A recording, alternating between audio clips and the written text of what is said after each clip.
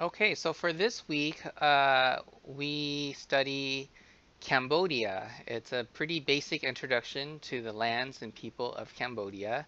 And for your reading today, I have an outline history of Cambodia, Chapter 1. And from this outline history, there are some themes that should stand out to you and that I want to highlight. One of the theme is the theme of uh, Cambodia's early history and contact with other countries, other neighboring countries, foreign encounters, right? Neighboring countries vis-a-vis Vietnam, Laos, and Thailand, even China and India.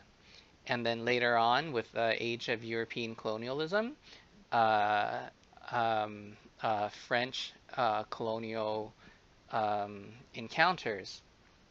Now, the other big thing to know about Cambodia during this early period is a process called Indianization, meaning Indian culture, specifically Hinduism and Buddhism and Brahmanism, coming into Cambodia and being co-opted, adapted by Cambodia and transforming from Indian to Cambodian. And we see this in the architecture of Angkor Wat that has evidence of not only Hindu but Buddhist and even in some places Islamic and Brahmin type of influences.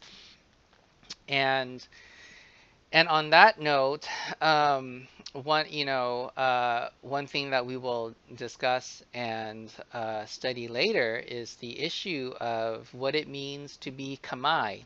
As I mentioned in the end of discussion two, Khmer, you might want to say Khmer, but it's pronounced Khmer, is the dominant ethnic group in Cambodia.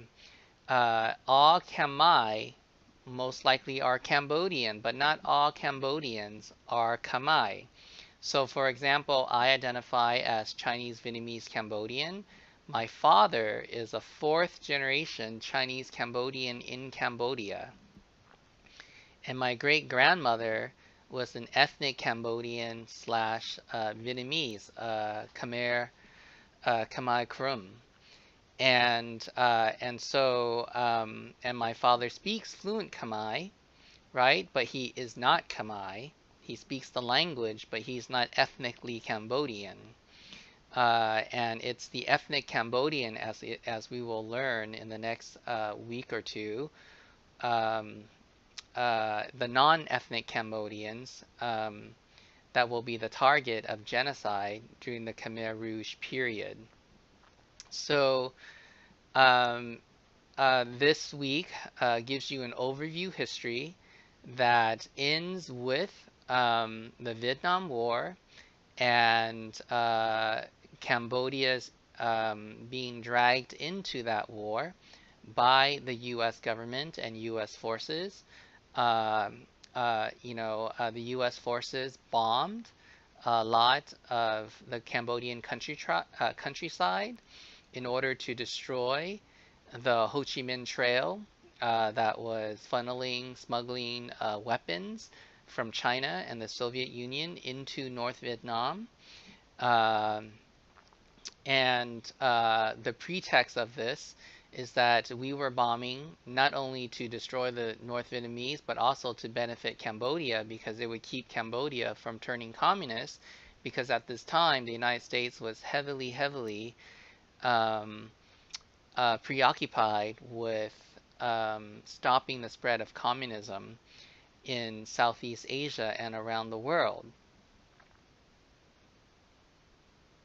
So, um, and what you should know and what should be pointed out is that Cambodia has a long history, and at one point in Cambodia's history, they were the dominant hegemon, the dominant controlling civilization in Southeast Asia, and this is known as the Angkor period. And it is this Angkor period, or the use of the representation of Angkor that that the Khmer Rouge will employ when they take over and take control and attempt to rebuild a new society free of colonial rule and free of capitalism and free of foreign invaders into Cambodia.